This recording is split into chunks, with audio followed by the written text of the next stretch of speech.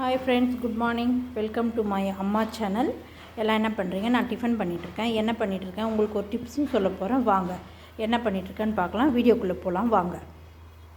தம்பிக்கு வந்து மில்க் ஷேக்குக்காக பால் காய வச்சுருக்கேன். அது ஆறின உடனே தம்பிக்கு மில்க் ஷேக் போட்டு கொடுக்கணும். அதுக்கப்புறம் டிஃபன் வந்து இன்றைக்கி என்ன பண்ணியிருக்கேன்னா வாங்க. தோசை சுடும்போது நம்ம எப்பயுமே வந்து உப்பு சோடா மாவு தான் போட்டு சுடுவோம். அதுலேயே வந்து நீங்கள் உங்களுக்கு நல்லா ஹோட்டலில் சுடுற ரோஸ்ட்டு மாதிரி நல்லா முறுமுறுன்னு வேணும்னா ஒரு அரை ஸ்பூன் சர்க்கரை போட்டு கலக்கி சுட்டிங்கன்னா அப்படியே ரோஸ்ட்டு மாதிரியே வரும். சூப்பராக இருக்கும். ஹோட்டலில் சாப்பிட்ற மாதிரியே இருக்கும். பாருங்கள், நான் சுட்டிருக்கேன், காமிக்கிறேன் பாருங்கள். பார்த்திங்களா எப்படி இருப்பாங்க? முறுமுறுன்னு இருக்கும். அப்படியே சாப்பிடவே அவ்வளோ டேஸ்ட்டாக இருக்கும்.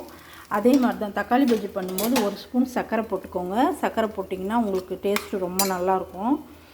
ஒரு அந்த மாதிரி புளிப்பாக அந்த மாதிரி புளிப்பு தன்மையெல்லாம் ஜாஸ்தி இருக்காது. ரொம்ப டேஸ்ட்டாக இருக்கும். நீங்கள் ட்ரை பண்ணி பாருங்கள். உங்களுக்கு இந்த டிப்ஸ் ரொம்ப யூஸாக இருக்கும்னு நினைக்கிறேன். உங்களுக்கு யூஸ் ஆனாக்கா ட்ரை பண்ணி பார்த்துட்டு உங்களுக்கு பிடிச்சிருந்தா எனக்கு கமெண்ட் பண்ணுங்கள். ஓகேவா? பாருங்கள், மில்க் ஷேக்குக்கு பால் ஊற்றிக்கலாம். ஃபஸ்ட்டு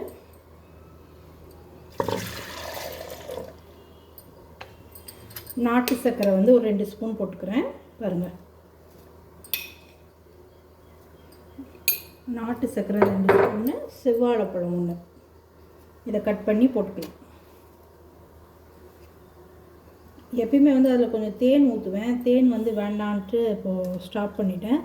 வேணும்னா நம்ம பாதாம், முந்திரி, அது மாதிரி பாதாம் பருப்பு, முந்திரி பருப்பு அது மாதிரி கூட ஊற வச்சு நம்ம போட்டு கிரைண்ட் பண்ணிக்கலாம். அதுவும் ரொம்ப நல்லாயிருக்கும். திராட்சை கூட போடலாம். அதை நான் ஊற வைக்க மறந்துட்டேன் நைட்டு. அதனால் இருக்கிறத மட்டும் வச்சு போட்டு தரேன் தம்பிக்கு. இருங்க, இதை போட்டுட்டு வந்துடுறேன்.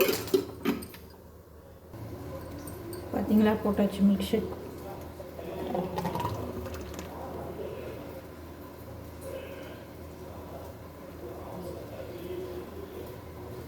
பாருங்கள், நேற்று வாங்கினேன் இல்லையா பொன்னாங்கண்ணி கீரை, அதை வந்து இப்போது பருப்பு போட்டு வேக வச்சுட்டேன். இந்த தண்ணியை வடிச்சிட்டு ரசம் வச்சுட்டு இதை அப்படியே பொரியல் மாதிரி தாளிச்சிடலாம். இன்றைக்கி இதுதான் நம்ம வீட்டில் லஞ்சு. டிஃபன் முடிஞ்சு தோசை, தக்காளி சட்னி. லஞ்ச் வந்து கீரை பொரியல், சாதம், ரசம். ஹாய் ஃப்ரெண்ட்ஸ், பாருங்கள் தோசை எப்படி இருக்குது பார்த்தீங்களா? மொறுன்னு இருக்கும், நல்லாயிருக்கும் சாப்பிட. நான் சொன்ன டிப்ஸ் ட்ரை பண்ணி பாருங்கள். தம்பிக்கு மில்க் ஷேக்கும் போட்டு வச்சுட்டேன். சாப்பிட்டுட்டு வந்து இதை குடிச்சிடுவோம். இன்றைக்கி எங்கள் வீட்டில் இதுதான் லஞ்சும் சொல்லிட்டேன், டிஃபனும் காமிச்சிட்டேன். நாளைக்கு என்ன செய்கிறேன்றதை காமிக்கிறேன். என் வீடியோ பிடிச்சிருந்தால் லைக் பண்ணுங்கள், சப்ஸ்கிரைபர் பண்ணுங்கள், கமெண்ட் பண்ணுங்கள். ஓகே ஃப்ரெண்ட்ஸ், பாய். அடுத்த வீடியோவில் சந்திக்கலாமா?